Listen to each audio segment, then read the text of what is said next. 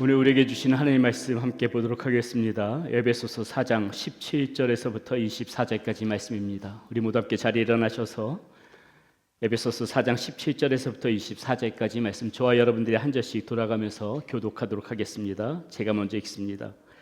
그러므로 내가 이것을 말하며 주 안에서 증언하노니 이제부터 너희는 이방인이 그 마음에 허망한 것으로 행함같이 행하지 말라. 그들의 총명이 어두워지고 그들 가운데 있는 무지함과 그들의 마음이 굳어짐으로 말미암아 하나님의 생명에서 떠나 있도다. 그들의 감각 없는 자가 되어 자신의 방탕에 방임하여 모든 더러운 것을 욕심으로 행하되 오직 너희는 그리스도를 그같이 배우지 아니하였느니라. 진리가 예수 안에 있는 것 같이 너희가 참으로 그에게서 듣고 또한 그 안에서 가르침을 받았을진데 너희는 육의 욕심을 따라 썩어져가는 구습을 따르는 옛사람을 벗어버리고 오직 너희의 심령이 새롭게 되어 하나님을 따라 의와 진리의 거룩함으로 지으심을 받은 새 사람의 입으라.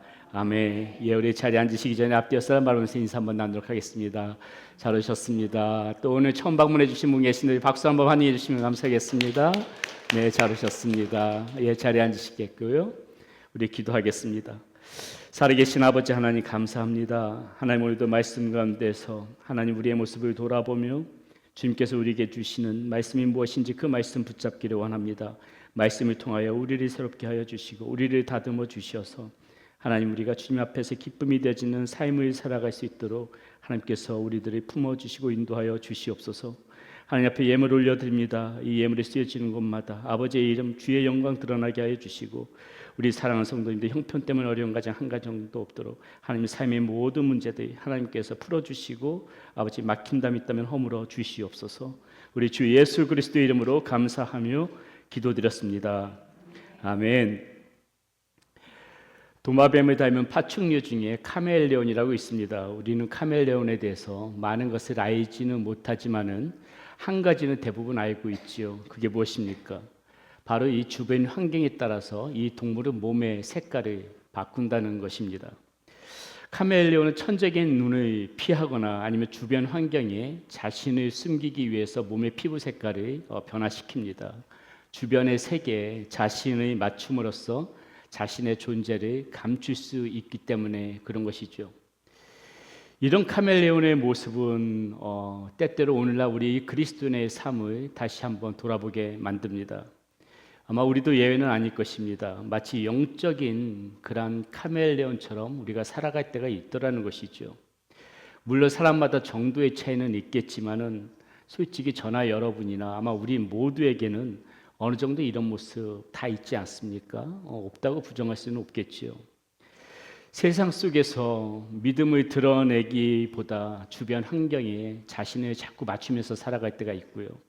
또 혹은 내가 그리스도인이라는 이유로 좀 불편한 상황을 겪고 싶지 않기 때문에 신앙을 감춘 채 그렇게 살아갈 때가 있더라는 것입니다. 그래서 많이 주변 사람들이 내가 그리스도인이라는 사실을 알고 의외의 반응을 보인다거나 혹이나 충격을 받는다면은 아마 우리는 영적인 카멜레온처럼 살아가고 있는 것은 아닌가 우리 스스로 한번 돌아볼 필요가 있습니다. 이런 말을 들은 적이 있습니다. 우리가 천국에 가면은 두 번 놀란다고 그래요. 첫 번째는 보여야 될 사람이 보이지 않아서 놀라게 되고 두 번째는 저 사람은 보이지 않을 것이라고 생각했던 사람이 보여서 놀란다는 것입니다. 근데 저는 여기 한 가지 더 놀랄 일이 있을 거라고 생각합니다. 그것은 바로 내가 천국에 있다는 사실에 놀랄 수도 있을 거라는 거예요. 실로 우리가 예수 그리스도를 믿고 구원을 받았기 때문에 천국에 있을 수가 있는 것이지 우리의 살아가는 모습만 돌아본다면 우리 모두가 천국에 갈 것이다. 그렇게 장담하고 확신할 분들이 얼마나 되겠습니까? 그래서 바울은 오늘 본문 4장 17절에서 다음과 같은 도전의 말씀으로 이렇게 포문을 열고 있습니다. 그러므로 내가 이것을 말하며 주 안에서 증언하노니 너희는 이방인이 그 마음에 허망한 것으로 행함같이 행하지 말라. 바울은 예수 그리스도 안에서 새롭게 되어진 이 성도들에게 자 이제는 더 이상 이방인처럼 살아서는 안 되는 거 아니냐 이 말씀을 지금 주고 있는 것입니다. 여기서 이방인은 단순히 유대인이 아닌 그러한 사람만을 뜻하는 것이 아니겠지요. 오늘날 보자면은 이 하나님을 알지 못하고 이 세상 사람들 삶의 방식을 그대로 따라하는 그러한 삶을 의미한다고 할 수 있습니다. 그리고 바울은 그들의 삶을 뭐라고 말하냐면 한마디로 허망함이다, 이렇게 지금 정의하고 있습니다.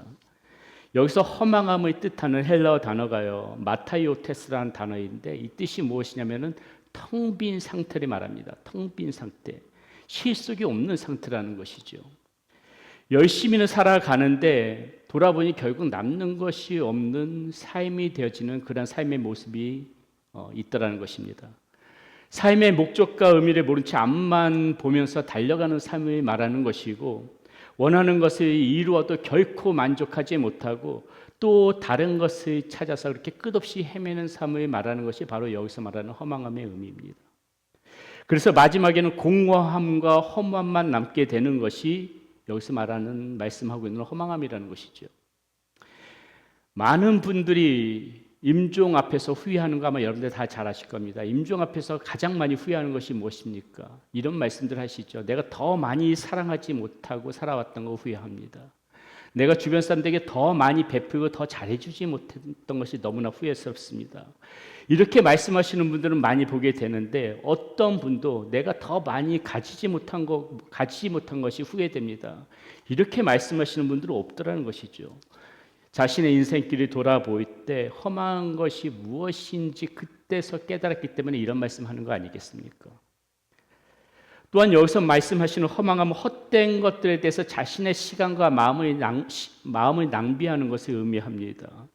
방탕한 생활, 오직 육체의 정욕과 자기의 만족감을 위해서 헛되이 시간과 마음을 낭비해 버리는 것, 그 순간의 쾌락의 즐거움은 있을지 모르겠지만은 결국 그런 생활 속에서 남는 거 아무것도 없겠지요. 허망함입니다. 허망함.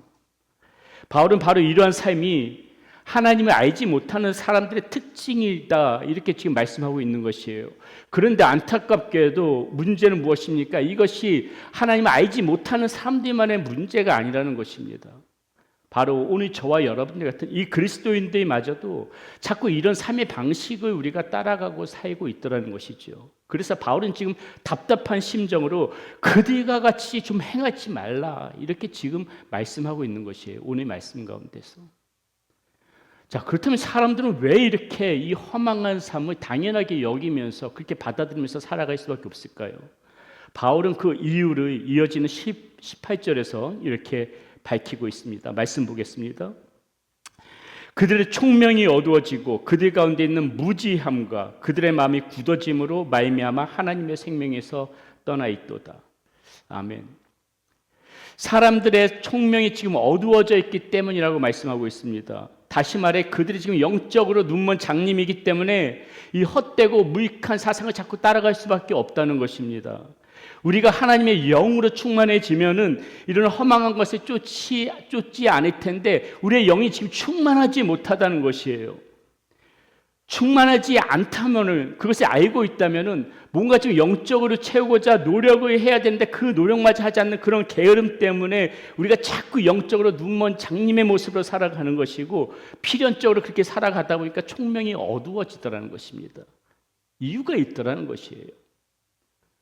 더군다나 오늘 말씀해 보니까 마음이 또 굳어 있기 때문이라고 말씀하고 있네요. 마음이 굳어 있기 때문에 자신의 생각을 지금 결코 바꾸려고 하고 있지 않다는 것이에요. 죄와 방탕과 타락한 삶을 살아가면서도 마음이 굳어져 있다 보니 이 양심마저도 굳어져 버려서 성령님께서는 지금 자꾸 우리의 양심 가운데 그러면 안 되는 거다, 너 그러면 안 되는 거다, 계속해서 성령님 우리의 양심 가운데 말씀해 주시는데 우리가 그 양심의 소리를 듣지 못하더라는 것이에요. 마음이 굳어져 버려서 들리지가 않더라는 거예요. 이와 같이 총명이 어두워지고 마음이 굳어지는 것 다 영적인 문제라는 것입니다. 영적인 상태가 무너지다 보니까는 이렇게 분별력도 흐려지는 것이고 양심도 무뎌지는 것이고 종국에는 삶의 방향성도 함께 무너지게 되더라는 것이에요. 자, 그러면은 도대체 왜 우리들에게 이런 문제들이 생겨날까요? 왜 자꾸 이 총명도 어두워지고 마음도 굳어져 버리고 이런 문제들이 도대체 왜 우리의 삶 가운데 생겨나게 되는 것일까요? 바울은 로마서 1장 21절에서 그 이유를 명확하게 이렇게 말씀해 주고 있습니다. 하나님을 알되 하나님을 영화롭게도 아니하며 감사하지도 아니하고 오히려 그 생각이 허망하여지며 미련한 마음이 어두워졌나니. 아하, 문제는 우리가 하나님을 몰라서가 아니라는 거예요. 하나님을 몰라서 이런 문제가 생긴다는 게 아니라는 거예요. 하나님을 알고 있는데도 이런 문제가 생긴다는 거예요. 하나님을 안다고 하면서도 하나님을 영화롭게 하는 그런 거 하나도 신경 안 쓰고 감사하는 생활도 하지 않고, 쉽게 말씀드리면은 말로만 하나님을 찾는 신앙 생활을 하면서 살아왔다는 것입니다. 입술로만 믿음 하면서 살아왔다는 것이에요. 신앙 생활을 하면서 어떻게 하면은 내가 어떻게 살아가면 하나님이 기쁘게 해드리는 삶일까? 나의 모습이 어떤 모습이 있어야 이걸 하나님께서 원하시는 모습일까? 이런 거 좀 고민하면서 계속해서 삶 가운데 그런 기준에 맞춰서 그런 모습으로 자꾸 살아가려고 해봐야 되는데, 바쁘다는 핑계로, 시간이 없다는 핑계로, 먹고 살기 힘들다는 핑계로 우리의 생각과 사상, 마음 이런 속에서 그런 생각조차도 되지 않는다는 거예요. 그런 마음조차 되지 않는다는 거예요. 여기에 원인이 있다는 거예요. 하나님을 알면서도 이런 식의 신앙생활이다 보니까 시간이 지날수록 생각이 허망하여지고 마음이 굳어져 버리더라. 총명이 어두워지더라. 영적인 분별력도 점점 사라지더라. 이렇게 되더라는 것이죠. 그래서 바울은 다시 한번 그 결과를 이렇게 지금 말씀하고 있지 않습니까? 18절 19절 말씀 보겠습니다. 그들의 총명이 어두워지고 그들 가운데 있는 무지함과 그들의 마음이 굳어짐으로 말미암아 하나님의 생명에서 떠나 있도다.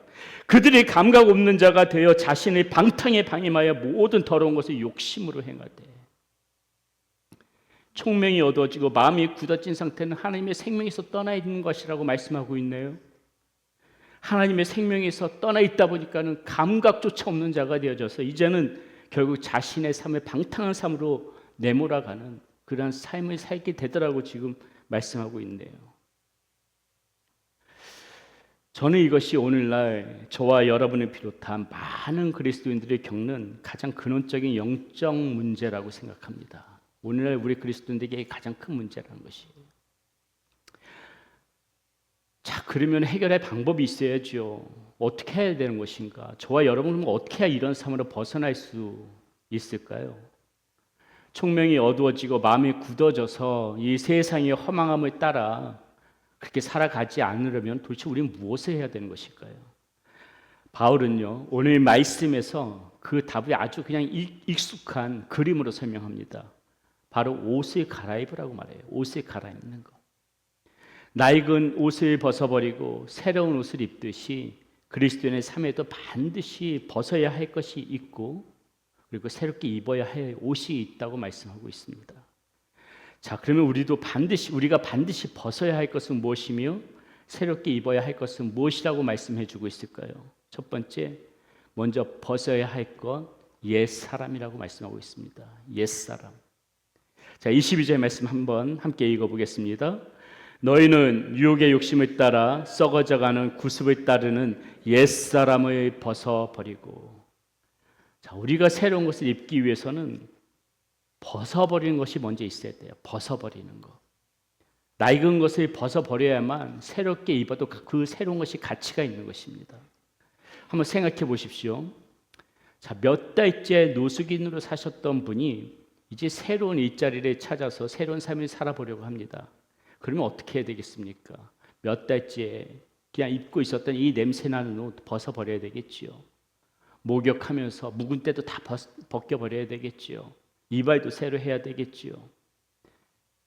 그런데 그게 귀찮다고 해서 새 옷만 사서 몇 달 동안 한 번도 갈아입지 않은 그 옷 위에다 그냥 그 새 옷 걸쳐 입었다고 생각해 보세요. 그게 새로운 모습이 되겠습니까? 바울은 지금 이러한 모습을 가리켜서 뭐라고 말씀하고 있냐면은 썩어져가는 구습을 쫓는 옛사람이라고 지금 말씀하고 있어요. 썩어져가는 구습을 쫓는 모습이 그런 모습이다. 무엇을 말하고 있는 것입니까? 여기서 옛사람은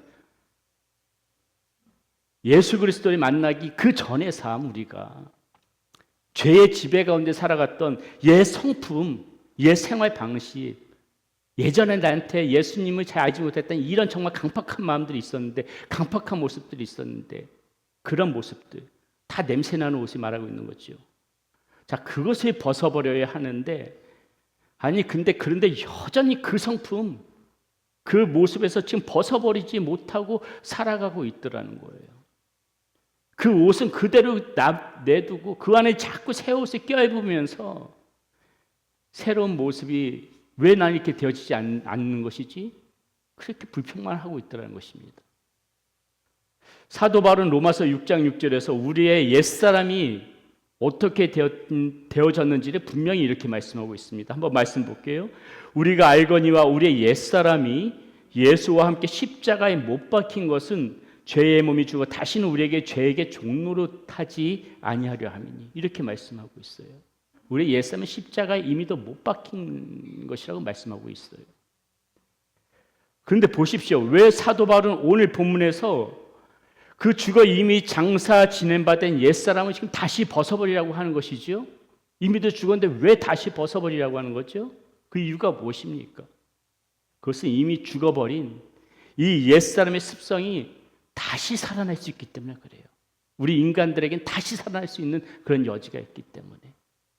우리는 분명히 이것을 알아야 합니다. 다 끝난 일이 아니라는 거예요. 어느 순간에 다시 되살아날 수가 있다는 것입니다. 문득 속에서 그것이 나올 수 있다는 것이에요. 살아서.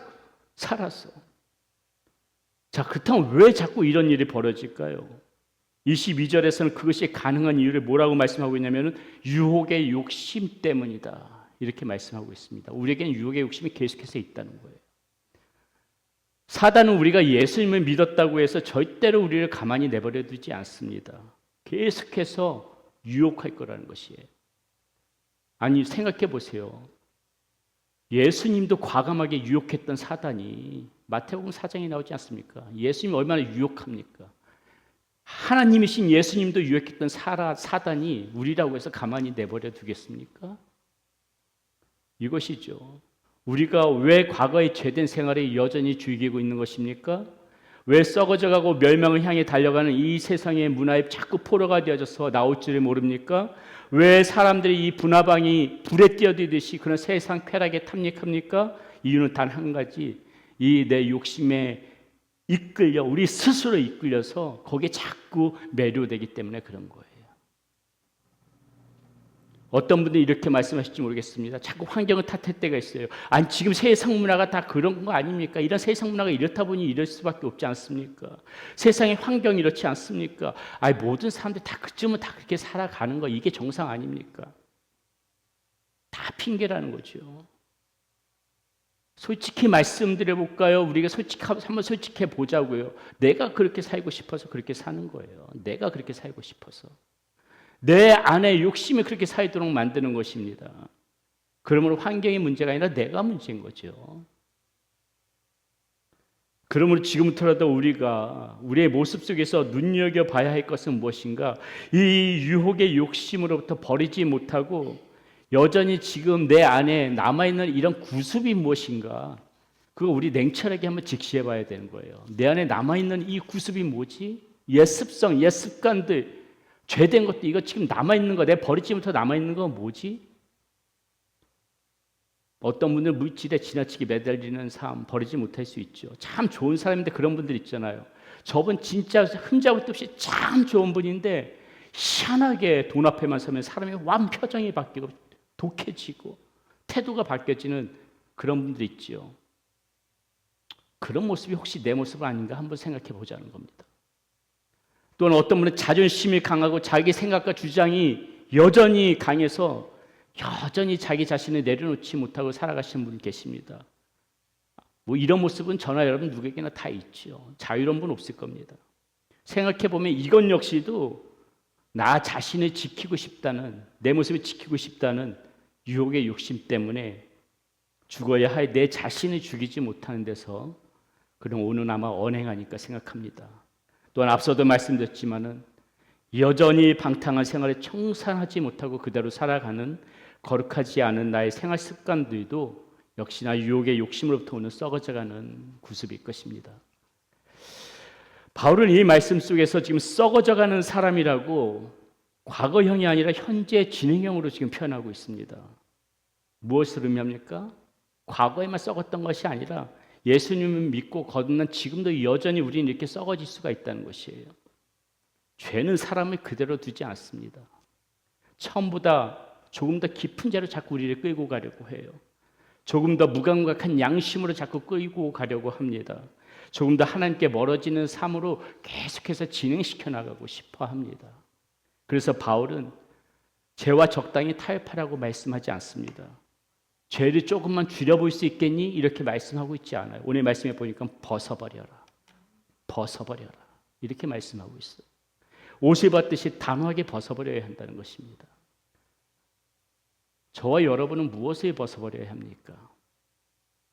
아마 모두들 벗어버려야 할 것들 다 가지고 계실 겁니다. 여기서 그거 안 가지고 있는 분이 있습니까? 그것이 무엇이든 하나하나씩 우리가 그것을 벗어버릴 때 비로소 우리의 모습에서 이 썩어져 냄새나는 것들이 사라지지 않을까 싶습니다. 두 번째 오늘 말씀에서 우리가 봐야 될 것, 새롭게 입어야 할 것은 무엇인가? 새 사람이라고 말씀하고 있습니다. 새 사람. 자, 옛사람만 벗으면 될까요? 벗어버린다고 될까요? 그렇지 않죠. 옷을 벗기만 하고 입지 않는 사람은 없습니다. 낡은 옷을 벗었다면 반드시 새 옷을 입어야 하지요. 그래서 바울은 계속해서 이렇게 말씀합니다. 23절, 24절의 말씀, 이 말씀을 우리 같이 한번 함께 읽어보겠습니다. 오직 너희의 심령이 새롭게 되어 하나님의 따라 의와 진리의 거룩함으로 지으심을 받은 새 사람을 입으라. 아멘. 바울은 지금 말씀을 보니까는요, 우리가 새로워지기 위해서 무슨 행동을 해라 이렇게 행동을 먼저 말하지 않고 있네요. 보니까는 심령이 새롭게 되어, 이것을 지금 먼저 말씀하고 있어요. 심령이 새롭게 되어. 자, 왜 행동보다 이 심령을 먼저 말씀하고 있을까요? 사람은 생각하는 대로 살아가지요. 사람은 마음이 움직이는 대로 발걸음이 움직이게 되어 있습니다. 사람이란 이 하루에도 수십 가지, 수백 가지 생각이 떠오르고 또 사라지고 그렇게 바뀌는 존재죠. 사랑의 마음이 생기는 거 하면은 똑같이 그 사랑의 마음이 있던 사람이 어느 순간에 미움의 감정이 들 때가 있습니다. 고마워하는 마음이 생기는 거 하면은 섭섭한 마음이 들어올 때가 있지요. 믿음과 말씀대로 잘 살아봐야지 이렇게 결심하는 순간이 있다가도 어느 순간에 세상적인 방법에 자꾸 눈이 돌리고 그렇게 살아가는 것을 즐겨할 때가 있습니다. 그렇게 살고 싶다는 생각을 할 때가 있어요. 여러분, 바울이 오늘 말씀을 통하여서 우리에게 전달하고자 하는 메시지는 바로 이것입니다. 만일 우리가 거듭남으로 해서 우리의 생각과 결정이 늘 거룩하고 의로운 곳으로 일관성 있게 흘러간다면 이 바울이 무슨 걱정을 하겠습니까? 그보다 좋은 일도 없을 것입니다. 그런데 문제는 그렇지 못하다는 거죠. 우리의 신앙이 자꾸 흔들리더라는 것입니다. 주를 위해 살고자 했던 우리의 결심이 얼마나 자주 곤두박질 칩니까? 저와 여러분의 삶에서. 그래서 바울은 지금 이 새 사람을 입으라고 말씀하기 전에 이 우리의 심령 먼저 좀 한번 다듬고 가자. 우리의 심령 먼저 좀 바로 세워보는 작업을 먼저 좀 하자. 지금 이 말씀하고 있는 거예요. 하루에도 수없이 솟구쳐 오르는 원망이나 불평, 마음, 다툼, 시기, 교만 따위의 마음을 좀 똑바로 직시하면서 그 마음이 나를 망치지 않도록 늘 내 마음을 좀 새롭게 해나가려는 몸부림을 좀 가져보자. 이 말씀을 하고 있는 것이에요. 어떤 면에서 이런 마음들이 떠오르는 거 자연 발생적일 수 있습니다. 왜요? 우리의 본성이 약하기 때문에. 우리의 본성이 결코 선하지 않기 때문에 그런 마음들이 다 막는 거 어떻게 보면 이건 불가능해요. 분명히 한계가 있을 것입니다. 하지만 그렇다고 해서 그런 것들이 그게 우리의 본성이라고 해서 그게 힘들다고 해서 그런 것들이 우리의 생각이나 인품이나 말이나 행동까지 다 점령하게 한다면은 그것은 더 이상 본성의 문제가 아니라 우리의 책임이에요. 그거는 우리의 책임이에요. 나는 원래 이런 사람이기 때문에 어쩔 수가 없어 이렇게 말할 수 없다는 것이죠. 미움이 떠오를 수 있지요. 원망하는 감정 생길 수 있지요. 시기와 교만한 마음 얼마든지 찾아올 수 있습니다. 그러나 그 마음이 찾아올 때 그 마음을 붙들고 계속 키울 것인지 아니면 하나님 앞에 그 마음을 쳐서 내려놓을 것인지는 우리의 선택이라는 거예요. 하나님께서는 우리의 마음에 유혹이 찾아올 수 있다는 것을 부정하지 않으십니다. 예수님도 그런 유혹을 받으셨으니까요. 하지만 그 유혹 앞에서 우리가 도대체 어떤 판단을 하고 어떤 선택을 하신가는 똑똑히 보십니다. 그래서 바울은 심령이 새롭게 되어 새 사람을 입으라고 지금 말씀하고 있는 거예요. 새 사람을 입는다는 것은 내 안에 이 옛 생각이 전혀 떠오르지 않는 상태를 말하는 것이 아닙니다. 옛 사람의 생각이 찾아와도 그것을 거절할 줄 알고 하나님의 말씀에 따라 새로운 생각을 선택하는 삶을 말씀하고 있는 것입니다. 결국 우리의 신앙은 순간순간의 선택입니다. 오늘도 내가 원망 대신 감사를 선택하고 미움 대신 사랑을 선택하며 교만 대신 겸손을 선택하는 것입니다. 우리는 이렇게 선택하는 거예요. 방탕한 삶 대신 거룩한 삶을 선택하는 것입니다. 그렇게 자꾸 우리의 심령을 새롭게 하는 이런 선택이 하나하나씩 쌓여질 때 우리는 점점 새 사람의 옷을 입는 모습으로 변화되어질 수가 있다는 것입니다. 이렇게 변화되어지는 모습이 어디까지 가야 하는가가 24절의 말씀이에요. 한번 함께 읽어보겠습니다. 하나님을 따라 의와 진리의 거룩함으로 지으심을 받은 새 사람을 입으라. 하나님을 따라라고 말씀하고 있습니다. 바울이 이 말씀을 할 때는 하나님께서 천지를 창조할 때 인간을 어떻게 창조하셨는지를 두고 염두에 두고 한 말씀이에요. 창세기에서 우리는 하나님으로부터 어떻게 지음받았다고 말씀하고 있습니까? 하나님의 형상대로 형상에 따라 지음받았다고 창세기에서 이렇게 분명하게 말씀하고 있지요. 그러니까 바울이 여기서 우리들에게 지금 말씀해 주고자 하는 것은 바로 천지 창조에서 부여되었던 이 하나님의 형상을 회복하는 차원에서의 새 사람을 입어야 한다는 것입니다. 거기에 지향점을 두고 나 자신을 자꾸 변화시켜 나가야 된다는 거예요. 처음에 그 모습을 회복시키고자. 자, 그러면 처음 창조 시 하나님의 형상에 따라 지음을 받았던 이 인간의 모습 궁금하지 않습니까? 이 인간의 모습이 어떤 모습이었을까? 처음 하나님께서 사람을 창조하셨을 때 그 모습. 그것이 오늘 본문에서 말씀하고 있는 의와 거룩이에요. 의와 거룩. 의와 거룩은 하나님의 성품이었다는 것입니다. 하나님의 속성이었다는 것이에요. 그런데 그 하나님을 따라 우리가 그렇게 지음을 받았대요. 그렇다면 무엇입니까? 이 말씀의 진정한 의미는 그렇다면 우리의 삶에도 그와 같은 의와 거룩의 특징들이 나타나져야 한다는 것이겠죠. 의는 하나님 앞에서 하나님과 사람 앞에서 바르게 살아가는 삶을 의미합니다. 정직해야 할 때 정직해야 하는 것이고 거짓을 버려야 할 때 거짓을 버리는 것이고 손해나 희생이 따르더라도 진실을 선택하는 것이 의입니다. 하나님을 기준으로 무엇이 옳은가를 선택하는 것이 의입니다. 말씀을 기준으로 분별할 줄 아는 그런 삶을 산다는 것을 의미한다는 것이죠. 예수님을 믿는다는 것은 이와 같이 교회 안에서만 의로운 사람이 되는 것이 아니라 삶의 자리에서도 이렇게 의로운 삶이 되는 것을 의미하는 것입니다. 거룩은 무엇인가? 세상과 구별되어 하나님께 속한 삶을 말씀하고 있습니다. 여러분, 세상에서요 거룩이라는 단어 잘 쓰지 않는다랍니다. 여러분 세상 가운데서 세상 사람들 거룩이라는 말 쓰는 거 잘 보셨어요? 일반 TV나 이런 미디어 매체에서 거룩이란 말 잘 씁니까? 거의 거룩이란 말 안 써요. 세상에서는. 세상적인 단어가 아니기 때문에 그렇습니다. 그래서 이 거룩은 세상과 구별되어 하나님께 속한 우리의 단어예요. 우리의 단어이자 삶으로 표현되어져야 하는 모습인 겁니다. 하나님의 것이에요, 이 거룩은. 오직 우리가 소유할 수 있는 하나님의 것. 그러므로 말이 거룩해야 하는 것이고요. 생각도 거룩해야 하는 것이고요. 행동도 거룩해야 하는 것입니다.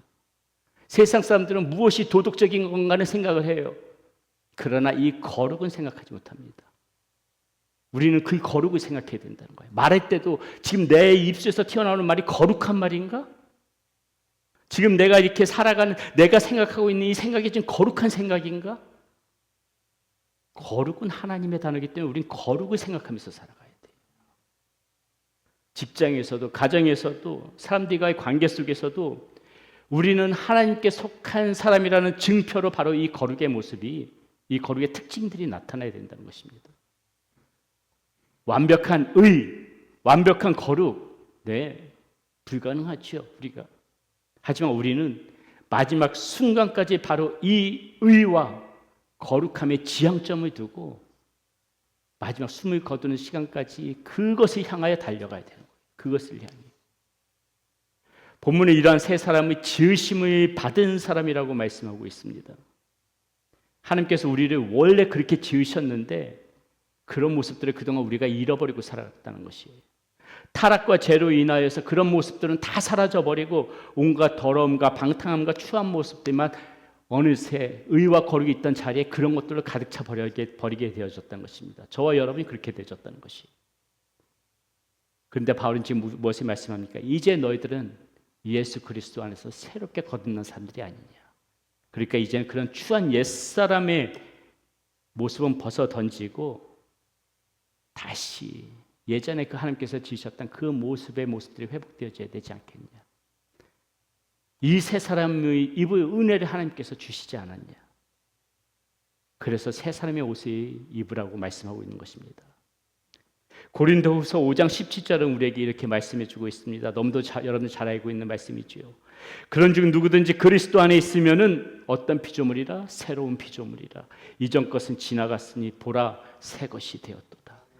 성경 말씀 우리에게 계속해서 새 것이 되었다고 말씀해 주고 있는데 왜 자꾸 우리는 자꾸 낡은 것을 버리지 못하고 그 삶에만 머물러 있는 것입니까?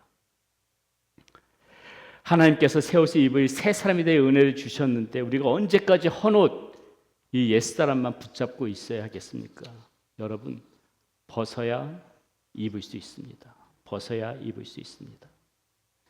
유혹의 욕심을 따라 썩어져 가는 구습을 따르는 옛사람을 벗어버리고 새로운 모습, 새로운 생활, 새로운 습관의 옷을 입으십시오. 추하고 더러운 생각, 좋지 않은 마음들 이런 거 다 벗어버리시고 심령을 자꾸 새롭게 해서 새 사람을 입으시기 바랍니다. 의와 진리의 거룩한 모습들이 저와 여러분의 삶에 드러나기를 위해서 끊어야 할 것은 끊고 버려야 할 것은 과감하게 벗어버리고 새로워져야 할 것은 새롭게 해서 어제보다 나은 오늘의 새 사람의 옷을 입으시기를 바라겠습니다. 그런 모습들이 저와 여러분의 삶에서 드러나기를 예수 그리스도의 이름으로 축원드리겠습니다. 아멘.